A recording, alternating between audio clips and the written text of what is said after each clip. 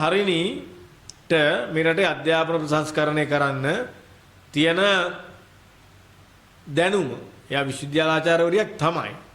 හැබැයි පරිපාලන ශාස්ත්‍රයේ එක දශමයක් දවසක්වත් ගත කරපු කෙනෙක් නෙමෙයි. තේ පරිචයක් තියෙන බව ඔප්පු කළා නෑ. දැන් ඔප්පු කළා තියෙන ඒක බැරි බව. එයා මේ දාගත්ත කණ්ඩායමත් එහෙම ආය. හරි දාගත්ත කණ්ඩායමත් එහෙමයි. ටියුෂන් මාස්ටර්ස්ලා ටිකකුයි ඒ ශාස්ත්‍රයේ ප්‍රවීණයෝ ගන්න නැතුව එයාට ඕන ගෝල බාලි ටිකු තමයි මේකට දාගත්තේ.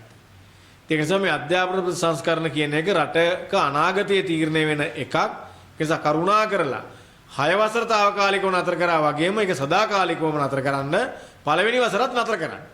අධ්‍යාපන ප්‍රසංස්කරණ ඔයගොල්ලන්ට බෑ. ඔයගොල්ලෝ බාලාංශ පන්තියේ කණ්ඩායමක්. පේන විදියට. දෙවෙනි තට්ටුවට මුල් ගල් තියන්නේ ඒකින්දානේ. පාරේ වලවල් ගොඩ කරන්න ඔයගොල්ලෝ හොඳයි. ඒ ගැන ගැටලුවක් නෑ. ඒකින්ද අධ්‍යාපන සංස්කරණ වල තියන්නේ බා මොකද රටේ අනාගතය පිළිබඳ බරපතල ප්‍රශ්නයක් ඒක. ඒ කරුණා කරලා හරණී අමරසූරිය අධ්‍යාපන ඇමතිකමෙන් ඉවත් වෙන්න. ඔයාලට අධ්‍යාපන ඇමතිකම කරන්න බෑ. අගමැතිකමේ තියාගෙන නැද්ද කියන එක ආණ්ඩුව තීරණය කරන්න අධ්‍යාපන විෂය කියන එකෙන් ඉවත් වෙන කරුණා කරලා රට අඩු ගන්න ඒකවත් තිබුණ විදියට තියන්න ඉඩ දෙන්න කියන එක අපි කියන්නේ.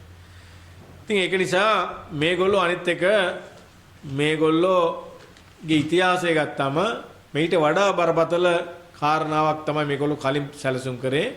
ඒකේ කොටස් තමයි මේ එන්නේ. මේගොල්ලෝ කලින් සැලසුම් කරේ comprehensive sex education කරා. පරිපූර්ණ ලිංගික අධ්‍යාපනය දෙන්න. දරුවන්ගේ ඉඳගෙන. ඒකට මේගොල්ලෝ විවිධ ආයතන සම්බන්ධ කරගත්තා. හරි විවිධ ලෝකේ ආයතන සම්බන්ධ කරගෙන ජාතික අධ්‍යාපන ආයතනය, අධ්‍යාපන අමාත්‍යාංශය ඒවා සම්බන්ධ කරගෙන තමයි comprehensive sex education දෙන්න මේගොල්ලෝ ප්ලෑන් කරේ. සැලසුම් කරේ. UNICEF එකත් එකට සම්බන්ධ කරගත්තා. ඉතින් ඒකේ තියෙන්නේ ලිංගික දිශානතිය තීරණය කරන්න, ප්‍රේමවන්ත සම්බන්ධතා වර්ධනය කරන්න, ලිංගික ප්‍රතිචාර සම්බන්ධ උගන්වන්න මේ වයස් කාණ්ඩ කීපයකට 5 8 9 12 15 18 එහෙම තමයි මේගොල්ලෝගේ සැලැස්ම. මේ සැලැස්ම එක කොටසක් තමයි මේ මගදී එළියට පැන්නේ අධ්‍යාපන සංස්කරණවල. ඒ නිසා මේ වැඩේ මේගොල්ලෝ කරන්න වෙන වැඩකට.